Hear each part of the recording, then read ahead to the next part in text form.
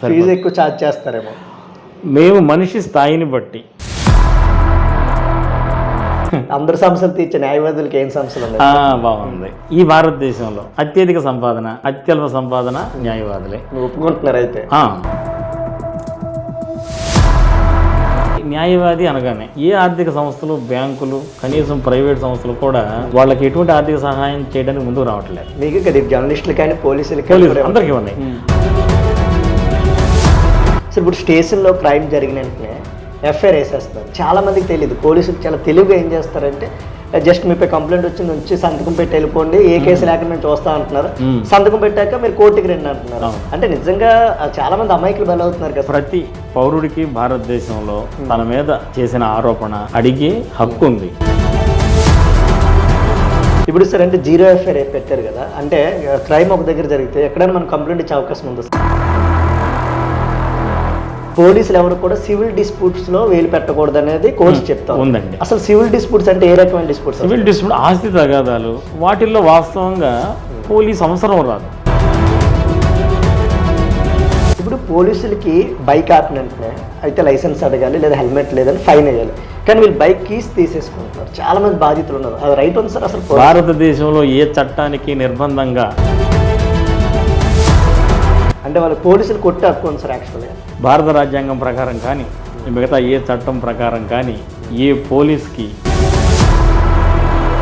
ఈరోజు డబ్బున్నోడికే న్యాయం జరుగుతుంది అనేది కూడా ప్రధానంగా వస్తున్న విమర్శ. పేదలు న్యాయం కోసం ప్రయత్నం చేయటం లేదు. న్యాయవాదులకి కూడా ఓటకు కల్పించాలి.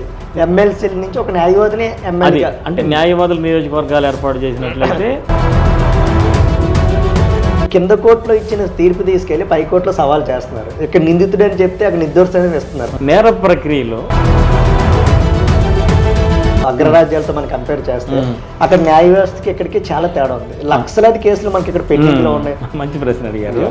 ప్రతి 10 లక్షల మందికి 15 నుంచి 21 మంది మాత్రమే. ఈ మధ్య ఎక్కువ లాయర్స్ మీద కూడా దాడులు జరుగుతూ ఉన్నాయి. ఒకరి విభాగంలో ఒకళ్ళు చొచ్చుకుపోతున్నారు. నిమిషానికి ఇంతని వసూలు చేసే లాయర్స్ కూడా ఉన్నారు సార్ మన దగ్గర. ఉన్నారండి.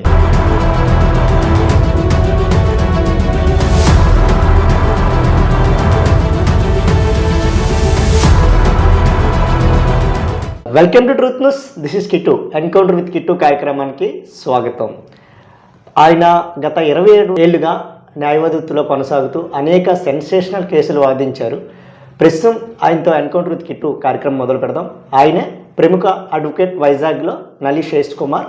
ఆయనతో మాట్లాడే ప్రయత్నించాం. నమస్కారం సార్. నమస్తే అండి. ఎలా ఉన్నారు సార్? బాగున్నాను. ఏంటి సార్ ఈ మధ్య మీ పేరు చాలా గట్టిగా వినిపిస్తుంది వైజాగ్లో.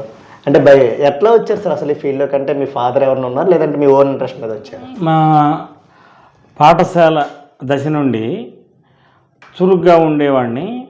నా సహాధ్యాయులు, మిత్రులు ప్రోత్సాహంతో న్యాయవాది కావాలన్న కోరిక అప్పటి నుంచే ఉండేది. దానికి తల్లిదండ్రులు నాకు స్వేచ్ఛనివ్వటం, నేను ఈ వృత్తిలోకి రావడం జరిగిందండి. అంటే ఏదైనా సంఘటన అనేది ఉంటుంది కదా, నేను ఇలా లాయర్ అవ్వాలి, చిన్నప్పటి నుంచి జరిగిన సంఘటన ఏమో? వాస్తవంగా నేను పాఠశాలలో ఉన్నప్పుడు ఎంతోమంది నా చిన్న వయసులోనే ఈ ప్రభుత్వ కార్యాలయాలకు వెళ్ళి వాళ్ళు చెప్పలేని విషయాలు నాతో చెప్పించేవాళ్ళు. ఆ క్రమంలో వాళ్ళు పడుతున్న బాధలు ఇవన్నీ చూసిన తర్వాత మనమే ఈ ప్రజా జీవితంలో సహాయం చేయటానికి ఈ వృత్తి ఒక అవకాశంగా నాకు అనిపించింది. ఎక్కడ చేశారు సార్ బిఎల్ అనేది? ఆంధ్ర విశ్వవిద్యాలయం. ఇక్కడే ఏవీ నుంచి చేసుకోవచ్చు. ఎవరు సార్ అంటే మీరు ఎవరొకరి దగ్గర కూడా ట్రైనప్ అయ్యే ఉంటారు కదా, ఎవరు?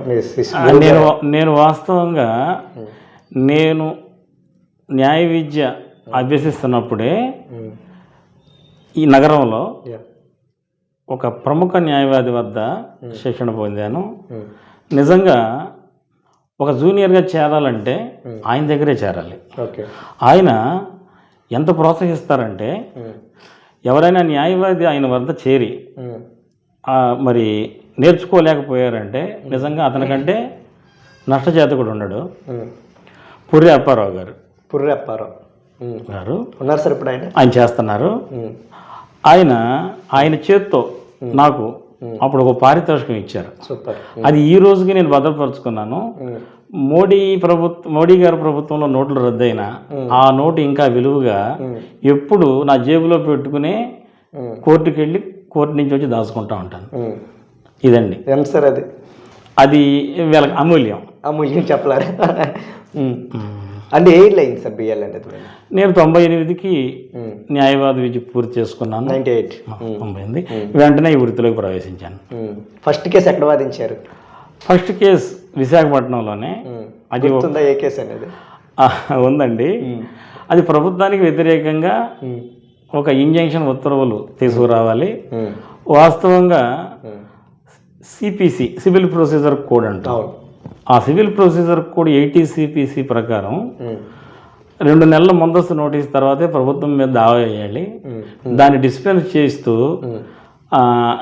కోర్టులో దావా దాఖలు చేసి అప్పుడు నేను ఇంజక్షన్ ఉత్తర్వులు పొందాను. వాస్తవంగా నాకు చాలా నైతిక బలాన్ని ఇచ్చింది ఆ ఉత్తర్వు. 27 years అయిపోయింది సార్ మీరు ఈ ఫీల్డ్లోకి వచ్చి? అయిపోయిందండి. అంటే ఎన్ని కేసులు వాదించుంటారు సార్? దగ్గరగా ఒక 1000 కేసుల వరకు. More than 1000. 1000 పైన ఉంటాయి కదా సార్. అంటే మీరు చాలా కేసులు చూసే ఉంటారు. బాగా మీకు గుర్తున్న కేసు కానీ మీరు బాగా చలించిన సందర్భం కానీ ఏమన్నా ఉందా? నేను చెల్లించింది ఎవరికి రాని అవకాశం కేసు అయితే ఒకటి ఉందండి. అరకు పాడేరు ప్రాంతంలో గిరిజనులు ట్రైబల్స్ వాళ్ళ పైన ఒక హత్య నేరం మోపబడింది. వాళ్ళ కేసు విచారణ చేస్తున్నప్పుడు ఈ సాక్ష్యాల సమయంలోనే న్యాయమూర్తి ఓ నిర్ధారణకు వచ్చేసారు. దాని వాదనలు కొనసాగుతున్నాయి.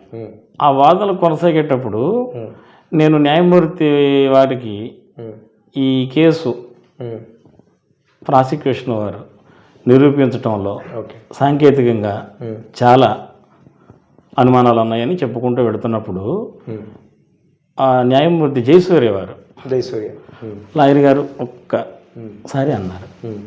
నేను ఆగాను. వెంటనే ఇలా చూశారు. అక్కడంతా లా స్టూడెంట్స్ ఉన్నారు. మీరు లా స్టూడెంట్స్ అని అడిగారు. అవునన్నారు. ఈ లాయర్ గారు ఈ కేసు పూర్వపరాలు మీకు వివరిస్తారన్నారు. మొదటిసారి ఒక ప్రాసిక్యూషన్ తరఫున కూడా ఇలా అంటున్నారని నేను చెప్తూ పిల్లలకి నేను ఈ విధంగా వీళ్ళని డిఫెన్స్ చేస్తున్నాను. అలాగే న్యాయ సూత్రాలకు అనుగుణంగా ఏదేని ముద్దాయిలపై 2 రకాలైన సాక్ష్యాలు నమోదైనట్లుగా కనిపిస్తుంటే ఏదైతే లాభం చేకూరుస్తుందో ఆ ముద్దాయిలకి దాన్నే కోర్టుకు పరిగణన తీసుకోవాలని వాదిస్తూ వాళ్ళకి చివరిగా మన గౌరవ న్యాయమూర్తి వారు ఫలానా రోజు తీర్పిస్తారు, మీరు దయచేసి న్యాయస్థానాలకు రమ్మన్నాను.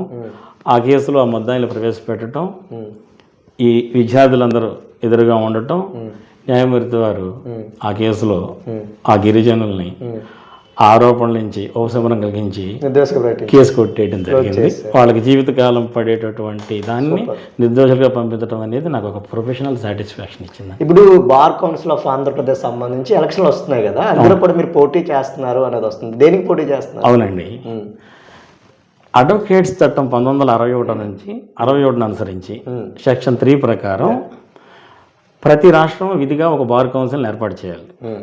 ఆ బార్ కౌన్సిల్లో విధిగా నమోదై న్యాయవాద వృత్తిలో కొనసాగుతున్నటువంటి వారు 10,000 పైచీలకు ఉన్నట్లయితే గరిష్టంగా 25 మందిని ప్రిఫరెన్షియల్ ఓటు ద్వారా వాళ్ళని ప్రాధాన్యత ఓటు క్రమంలో ఎన్నుకోవచ్చు. మన ఆంధ్రప్రదేశ్లో బార్ కౌన్సిల్ ఆఫ్ ఆంధ్రప్రదేశ్ లెక్కల ప్రకారమే ఇప్పటికీ 60,000 పైచీలకు న్యాయవాదుల వృత్తిలో కొనసాగుతున్నారు.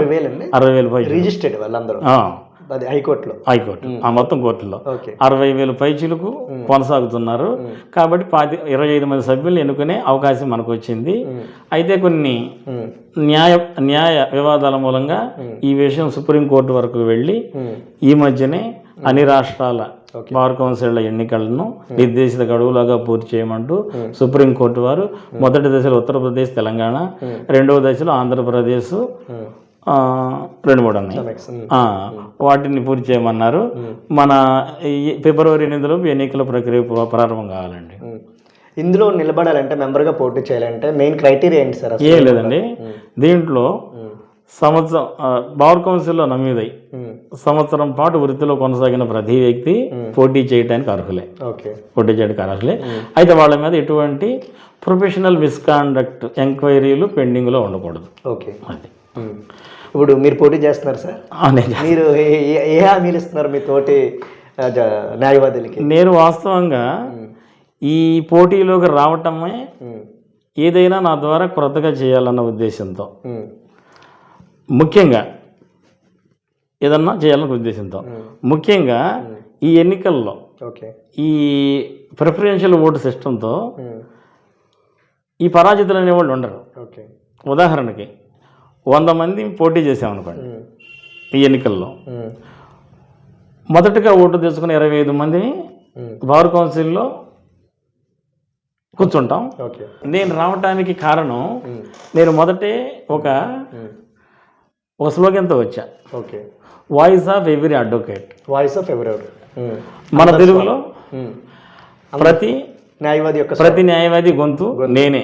కాబట్టి న్యాయవాదులకు ఎంత చెయ్యాలి అనే దాని మీద నాకు చాలా ఉంది. దాంట్లో క్రమంగా ముందుకెళ్ళాలనేది నా ఇది.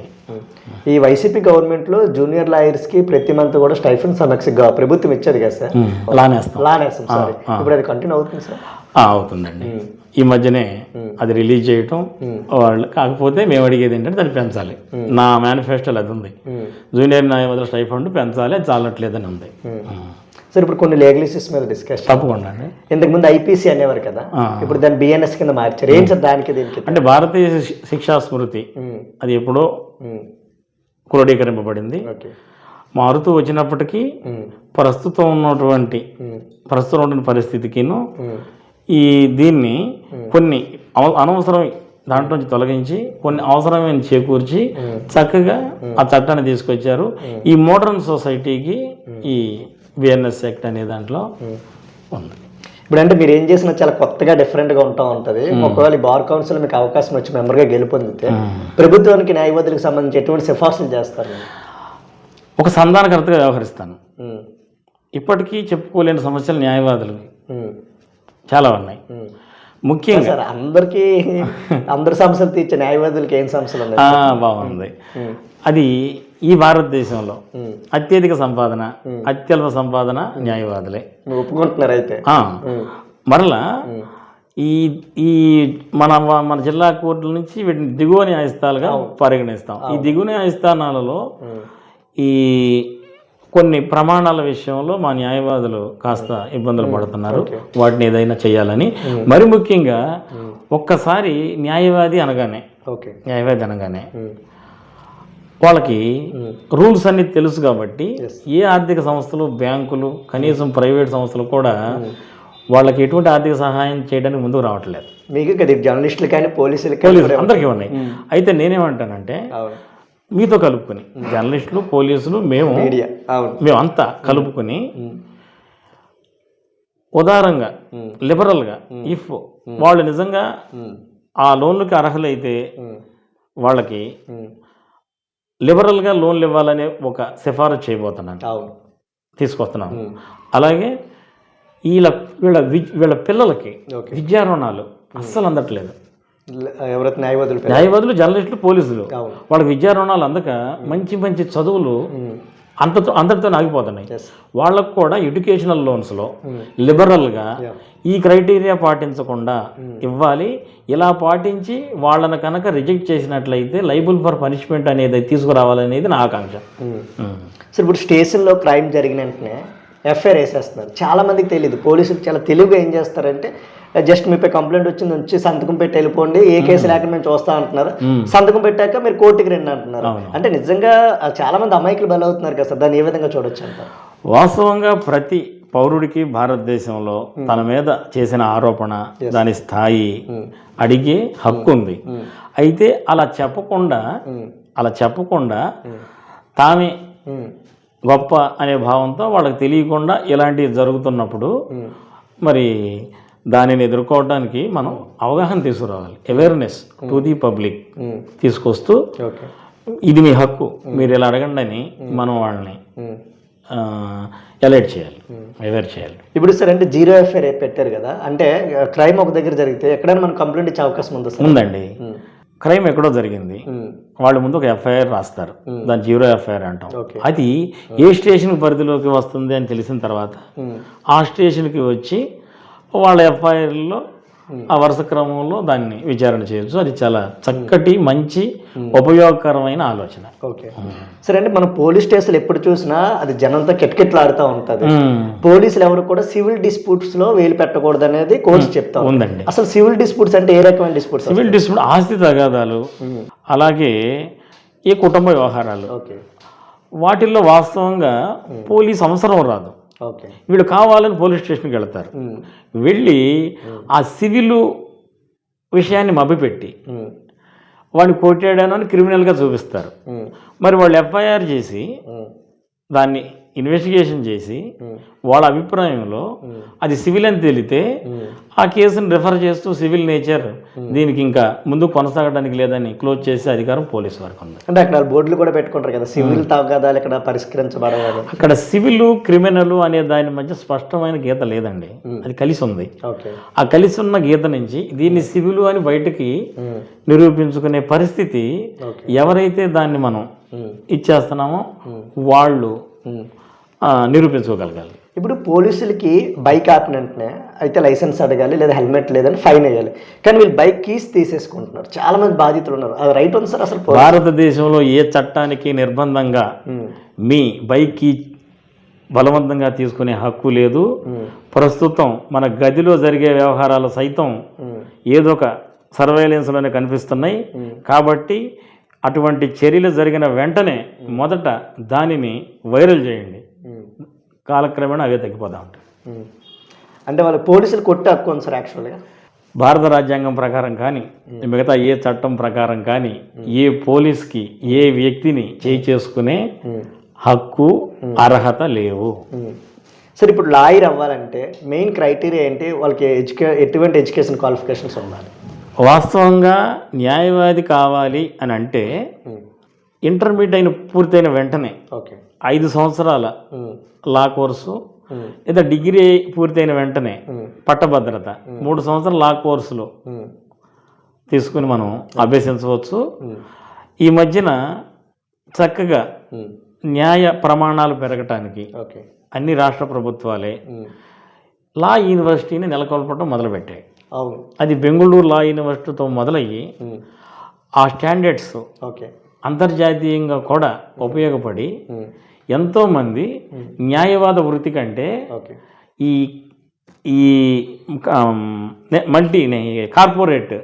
ఈ కార్పొరేట్ వ్యవస్థలో మంచి వేతనాలతో సెక్యూర్గా జీవిస్తున్నారు. కాబట్టి దాన్ని ఇన్ని రకాలుగా మనం వెళ్ళొచ్చు. మనకి కూడా దామోదరం సంజీవయ్య లా యూనివర్సిటీ అది ఉమ్మడి ఆంధ్రప్రదేశ్ చట్టం ప్రకారమే అది ఏర్పాటు కాబడింది. దీంతో పాటు కడపలో ఇంకొక క్యాంపస్ కూడా అది ఆ చట్టం ప్రకారం అయితే ప్రారంభించాలి. అదైతే ముందుకెళ్ళట్లేదు. మన దామోదరం సంజీవయ్య యూనివర్సిటీ సక్సెస్ఫుల్గా కొనసాగుతూ ఇక్కడ మన వాళ్ళకన్నా ఎక్కువ నార్త్ ఇండియన్స్ ఎక్కువ కనిపిస్తున్నారు ఇందులో. దానికి ప్రధాన కారణం ప్రతి రాష్ట్ర ప్రభుత్వం డొమిసైల్ కోటాని స్పష్టంగా మన వాళ్ళతోనే పూర్తి చేసుకోకపోవటం. కాబట్టి ఈసారి ఎవరైనా దామోదరం సంజీవయ్య లా యూనివర్సిటీలో చదవాలనుకున్నప్పుడు డొమిసైల్ కోటాను ఆఫ్ చేసి ఆన్లైన్లో ఏదైనా అభ్యంతరం ఏదైనా వాళ్ళకి అన్యాయాలు జరిగితే దాన్ని కాపాడుతూ మనం బిఎల్ పూర్తయిన తర్వాత సార్ ఎగ్జామ్స్ అన్నీ అయిపోయాక సెమిస్టర్ అన్నీ అయిపోయాక న్యాయశాస్త్రంలో పట్టా పొందిన తర్వాత కోర్టులో వాదించాలంటే ఏంటి సార్? కోర్టు ఏం చూస్తుంది? వాస్తవంగా మొత్తం భారతదేశంలో న్యాయవాదిగా నమోదైన తర్వాత ఎన్ని రాష్ట్రాల హైకోర్టులో అయినా దిగువ న్యాయస్థానాల్లో అయినా ఈ న్యాయవాది వాదించుకోవచ్చు.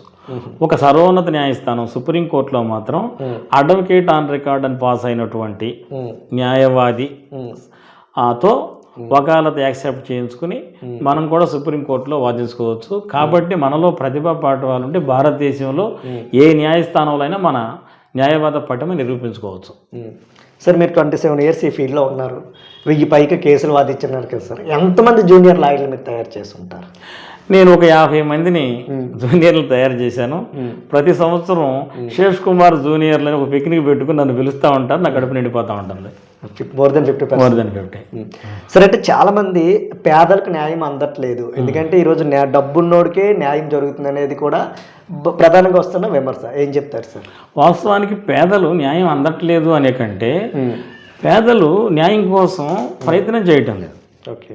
డబ్బు ఉన్నవాళ్ళు చేస్తున్నారు అంటే వాళ్ళు ప్రయత్నం చేసి మరి వాళ్ళ ఫలితాలు పొందుతున్నారు అనుకోవాలి. కాదు సార్, ఏంటి Nalli Shesh Kumar advocate, all India first rank in criminal justice, ఏంటి సార్ అది అసలు? ఇది భారతదేశంలోనే ఒక సువర్ణావకాశం అండి.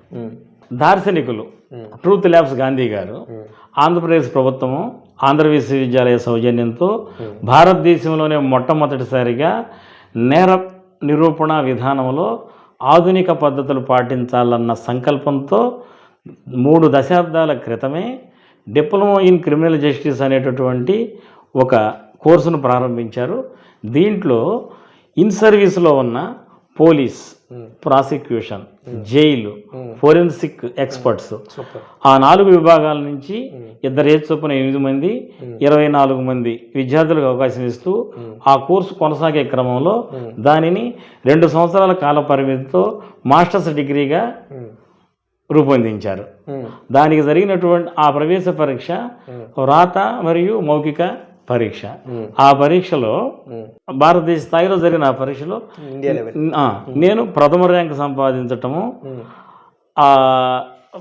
ప్రథమ ర్యాంక్ సంపాదించి నాకు ఫస్ట్ వచ్చింది.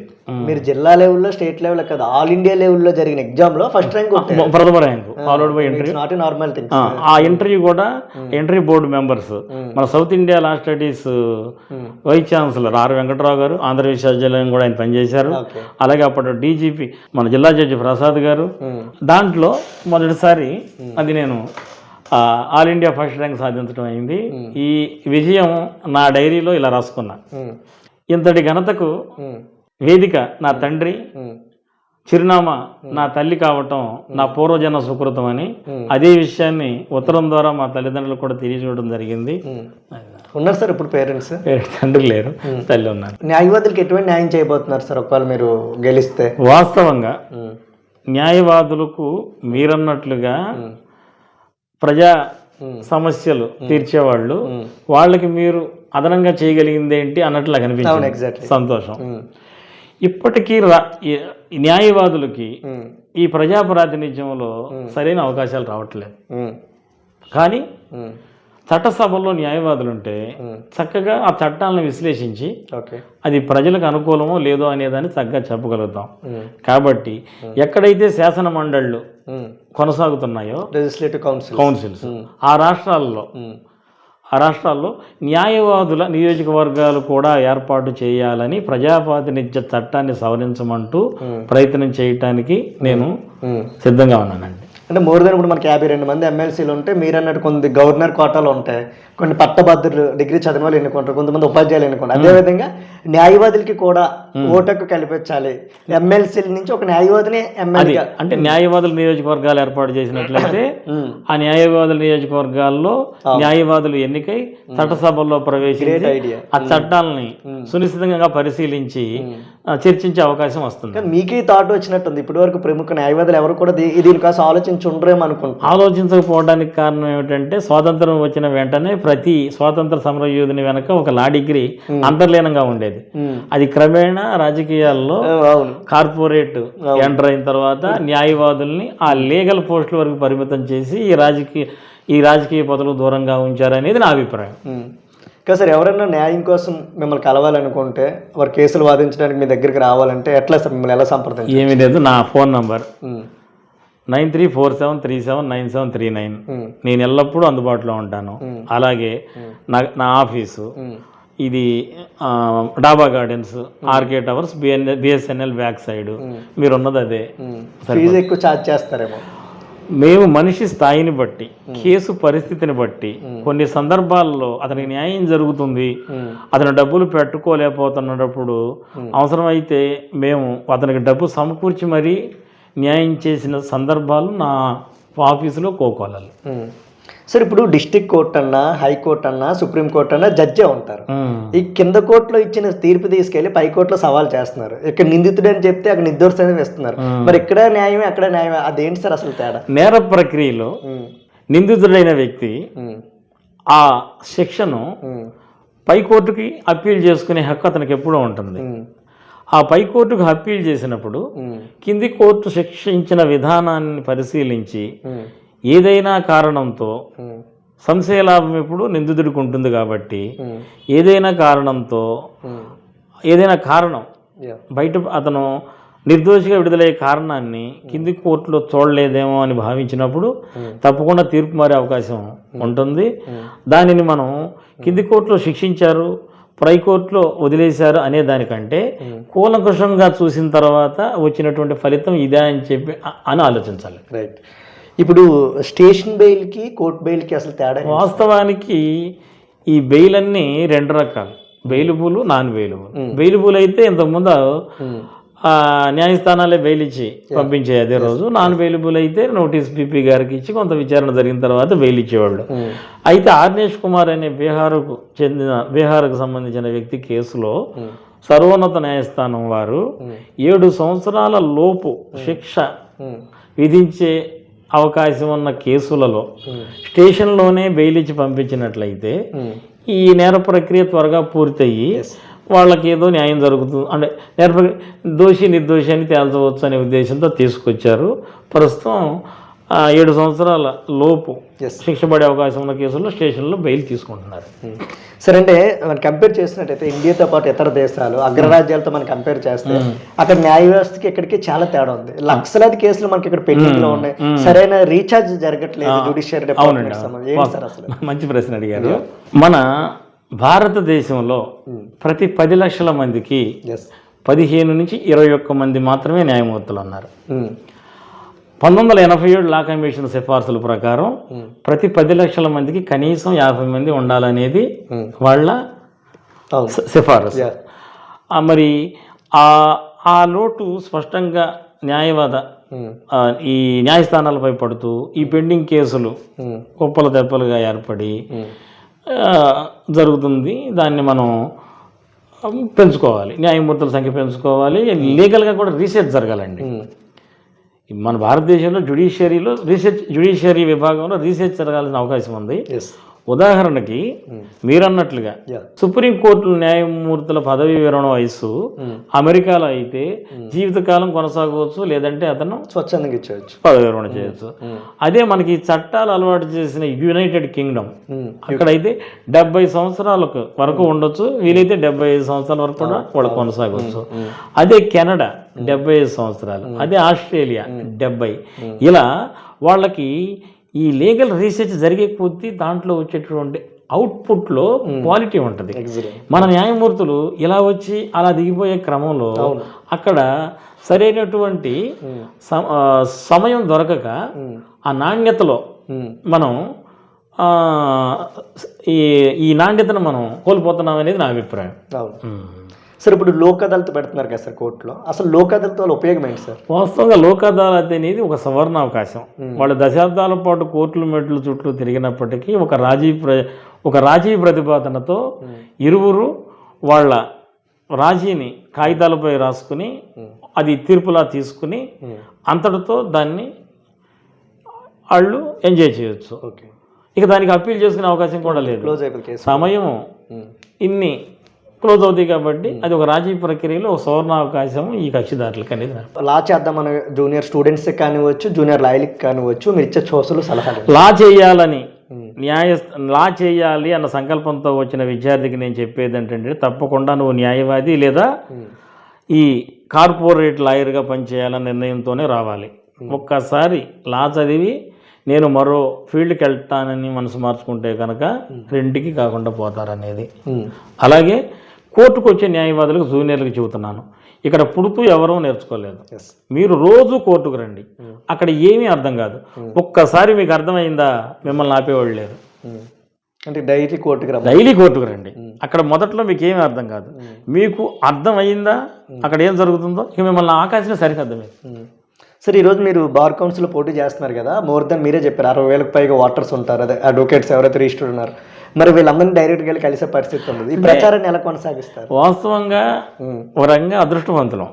ఇప్పుడున్న సోషల్ మీడియాలో మన అభిప్రాయాన్ని వీటి ద్వారా పంపిస్తూ అవకాశం ఉన్నంత వరకు వాళ్ళని వ్యక్తిగతంగా కలిసి లేదా ఆ కోర్టులు సందర్శించి ఈ ఎన్నికల ప్రక్రియలో మా అభ్యర్థిత్వాన్ని పరీక్షించుకోవచ్చు అనేది నా నమ్మకం. మీరు మెయిన్ పెట్టింది ఏంటంటే బ్యాంకర్స్ ఎవరైతే పోలీసులకు కానీ లాయర్స్ కానీ జర్నలిస్ట్ కానీ లోన్స్ ఇవ్వట్లేదు, దానికోసం లాయర్స్కి లోన్స్ వచ్చే విధంగా కృషి చేస్తానని చెప్తున్నారు. అంటే అది లాయర్లకి లోన్ అనే కంటే ఈ ఆర్థిక సంస్థలు, ఈ లాయర్ పోలీసు జర్నలిస్టులు దగ్గర నుంచి ఎటువంటి ఈ లోను దరఖాస్తులు వచ్చినా ఈ అభిప్రాయాన్ని పక్కన పెట్టాలి.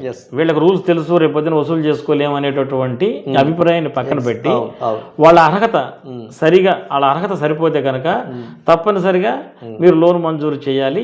అలా చేయకపోయినట్లయితే వాళ్ళని లైబుల్ ఫర్ కాన్సిక్వెన్సెస్ అనే దాన్ని నిర్ణయిస్తాం అనుకోండి. సూపర్. అదేవిధంగా లాయర్ సంబంధించి ఒక ఎమ్మెల్సీ రిప్రజెంటేషన్ కోసం కూడా చెప్పారు, అది వెరీ గుడ్ పాయింట్. సంతోషం అండి, అది ఎక్సలెంట్. ఎందుకంటే ఇప్పటివరకు ఎవరు చెప్పలేదు, చాలా ఇంటర్వ్యూ వాస్తవంగా. తెలుగు భాషకు సంబంధించి కూడా మీరు చాలా వరకు ఫైట్ చేశారు అని చెప్తున్నారు. రెండోది సార్, ఇప్పుడు ఇతర రాష్ట్రాల్లో చూసినట్టయితే మాతృభాషలో ఎఫ్ఐఆర్లు ఉంటాయి, కానీ ఒక ఆంధ్రప్రదేశ్ తెలంగాణకు వచ్చేసరికి ఇంగ్లీష్లో ఉంటుంది. ఇంగ్లీష్లో ఎఫ్ఐఆర్ ఉండడం వల్ల బాధితుడికి కానీ లేకపోతే నిందితుడికి కానీ ఏమర్థం అవుతుంది సార్? మంచిదండి. తన మాతృభాష తన బాధను చెప్పుకోవడానికి పనికిరానప్పుడు ఆ బాధ ఎవరిని తీరుస్తాం? ఎవరు తీర్చలేదు. కాబట్టి ఉంటున్నాయి నిబంధనలు, విధిగా ఎఫ్ఐఆర్ తెలుగులోనే ఉండాలని ప్రభుత్వాలు కృషి చేసి తెలుగులోకి మార్చుకోవాలి. అలా మార్చినప్పుడు మనలాంటి సోషల్ యాక్టివిస్టులన్నా మార్చాలి. నా విషయానికి వస్తే నేనైతే ఈ న్యాయపాలిక రంగాల్లో తెలుగు అమలు కావటం లేదని స్వయాన తెలుగు భాషా పరిరక్షణ సంఘాన్ని స్థాపించి రాష్ట్ర స్థాయి న్యాయవాదులకు తెలుగులో వాదనల పోటీలు విశాఖపట్నంలో నిర్వహించి ప్రతి సంవత్సరం ₹1,00,000 నగదు బహుమతినిచ్చి ఉన్నత న్యాయస్థానం న్యాయమూర్తుల ద్వారా వాళ్లకు ఆ బహుమతులు ఇప్పిస్తూ తెలుగు అమలుకు కృషి చేశాను.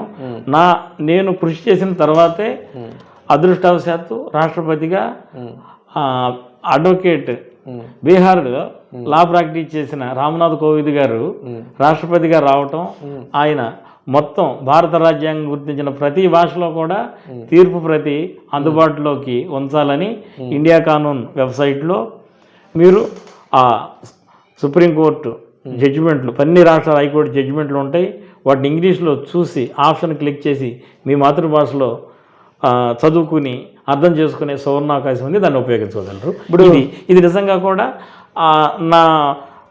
నా ఉద్దేశానికి ఊరటచ్చిన అంశం. అంటే తెలుగు భాష అభ్యుదయం కోసం మీరు ఏం కృషి చేశారు సార్? దానికి వాస్తవానికి తెలుగుని న్యాయపాలిక రంగాలన్నింటిలో అమలు చేయాలి విధిగా. అది మొదట న్యాయస్థానం నుంచే ప్రారంభం అవ్వాలి, తీర్పులు తెలుగులోనే రావాలి. ఆ రోజు నా కార్యక్రమాలు స్పందించి చిదానంద అనే న్యాయమూర్తి వారు ఇక్కడ chief metropolitan magistrate court Visakhapatnam వారు ఒక ఎన్ఐ యాక్ట్కు సంబంధించి తెలుగులో తీర్పిచ్చారు. ఆ కాపీ నా ఆఫీసులో భద్రంగా ఉంది. ఆ తర్వాత 4-5 అదే స్ఫూర్తితో తెలుగులో తీర్పులు ఇచ్చారు. తెలుగులో తీర్పులు రావాలంటాను నేను. బ్రిటిష్ టైంలోనే తెలుగులో తీర్పులు ఇచ్చినటువంటి కాపీలు కూడా నా దగ్గర ఉన్నాయి. సరే అంటే పోలీస్ కానీ మీడియా కానీ ఎవరైతే లాయర్స్ కానీ ఎప్పుడు కలిసే ఉంటారు, కానీ ఈ మధ్య ఎక్కువ లాయర్స్ మీద కూడా దాడులు జరుగుతూ ఉన్నాయి. దాన్ని ఏ విధంగా చూడొచ్చు అంటారు? వాస్తవానికి ఇదంతా ఆధిక్యత పోరాటాలండి. ఒకరి విభాగంలో ఒకళ్ళు చొచ్చుకుపోతున్నారు అనేటటువంటి అభద్రత. దయచేసి ఎవరికి వాళ్ళ అభద్రతను వేడండి. మనం సమాజానికి సేవ చేసే రంగంలో ఉన్నాం అని ఆలోచించండి, ఇవి తగ్గుతాయని నా అభిప్రాయం. సరే, ఇప్పుడు ఎవరైనా లాయర్ ఉన్నారంటే కేసుకి ఇంత అని తీసుకుంటారు, వాళ్ళ పరిస్థితి బట్టి మీరు చెప్పారు. కానీ నిమిషానికి ఇంత అని వసూలు చేసే లాయర్స్ కూడా ఉన్నారు సార్ మన దగ్గర? ఉన్నారండి. అది వాస్తవంగా కాంట్రవర్సీ అవుతుంది, ఏం పర్లేదు. సుప్రీంకోర్టు హైకోర్టుల్లో నిమిషాలకి ఇంతని వాదించి ప్రభుత్వాలే ఇస్తున్నాయి. మీరు చూసుకోండి, మన ఆంధ్రప్రదేశ్లో ఎప్పుడైతే హైకోర్టు సుప్రీంకోర్టు న్యాయమూర్తుల అవసరం వచ్చిందో ప్రజాధనాన్ని ఫీజుల రూపేణ కొన్ని కోట్లు ఇచ్చేస్తున్నారు. మరి అలా ఇవ్వటం విషయంలో ఈ ప్రభుత్వాలని కట్టడి చేస్తూ ఏదైనా ఒక నిబంధనలు తీసుకురావాలనేది అయితే నాకు అభిప్రాయం. అంటే చాలా మంది లాయర్స్ పిల్ వేస్తూ ఉంటారు కదా సార్, ఏదైనా పబ్లిక్ ఇష్యూస్ అయినప్పుడు. అసలు పిల్ అంటే ఏంటి సార్? ప్రజా ప్రయోజన చట్టం. మొదటగా మన రాజ్యాంగంలో ఇది లేదు. అన్ని రాజ్యాలలో ఆ చట్టం అందరికీ ఉపయోగపడుతున్న క్రమంలో మన భారతదేశంలో కూడా దాన్ని అనుమతించాం. వాస్తవానికి మొదట్లో ఈ ప్రజా ప్రయోజన చట్టాలన్నీ చక్కగా ప్రజలకి మంచి మేలు చేకూర్చాయి. కానీ ఈ మధ్యన సర్వోన్నత స్థాన న్యాయమూర్తులు ఇది ఫ్యాషన్ అదేంటి పబ్లిసిటీ, అవును, ఎవరు పడితే వాళ్ళు వేసేస్తారు. పబ్లిసిటీ ఇంట్రెస్ట్ లిటిగేషన్ అంటున్నారులేండి. ఇప్పుడు బార్ కౌన్సిల్ ఎన్నికల్లో పోటీ చేస్తున్నారు కదా సార్, మీ తోటి న్యాయవాదులకి మీరు ఏం చెప్దాం అనుకుంటున్నారు ట్రూత్ న్యూస్ ఛానల్ ద్వారా? వాయిస్ ఆఫ్ ఎవ్రీ అడ్వకేట్ అనే నినాదంతో మేము ముందుకు వచ్చాను. మీ తలలో నాలుకలా వ్యవహరించడానికి మీరు మీ ప్రథమ ప్రాధాన్యతతో నన్ను బార్ కౌన్సిల్కి పంపించినట్లయితే ప్రతి క్షణం మన సమస్యల కోసం పాటుపడుతూ మీ అంచనాలు అందుకుంటూ కొనసాగుతానని చెప్పుకుంటున్నాను. ఇది ఈ వారం ఎన్కౌంటర్ విత్ కిట్టు కార్యక్రమం. విశాఖలో ఉన్న ప్రముఖ అడ్వకేట్ ఎన్ శేషకుమార్ గారు గత 27 ఏళ్ల తన ప్రయాణంలో 1000కి పైగా కేసులు వాదించి ప్రజల పక్షపాతిగా ఆయనకైతే మంచి పేరు ఉంది. సుమారు 50 మందికి పైగా జూనియర్ లాయర్ని తయారు చేశారు. ఏదైతే లా చేసిన వాళ్ళు టైంపాస్ కోసం కాకుండా ప్రతినిత్యం కోర్టులకు వచ్చి ఒక కార్పొరేట్ లాయర్గా ఎదగాలి, ఇతర ప్రొఫెషన్స్ ఏమీ తీసుకోకుండా లా చేస్తే లాయర్గానే ఉండాలంటూ కూడా ఆయన అభిప్రాయం అయితే వ్యక్తం చేశారు. అదేవిధంగా రేపు జరగనున్న బార్ కౌన్సిల్ ఎన్నికల్లో తనకి ప్రాధాన్యత ఓటు వేసి తను గెలిపిస్తే ఖచ్చితంగా ఎవరైతే లాయర్ పిల్లలకి సంబంధించి విద్యా రుణాల కోసం, అదేవిధంగా లాయర్స్ లోన్ విషయంలో, అదేవిధంగా లాయర్స్ సంబంధించి ఒక ప్రత్యేక ఎమ్మెల్సీ స్థానాన్ని కూడా తీసుకొచ్చేందుకు కృషి చేస్తానని, ప్రతినిత్యం అందరికీ న్యాయం చేసే న్యాయవాదికి తను అండగా ఉంటానని, ప్రతి న్యాయవాదికి ఒక సొంత కుటుంబ సభ్యుడిగా తలలో నాలుగుగా ఉంటానని చెప్తున్నారు ప్రముఖ వకీల్ సాబ్ శేష్ కుమార్.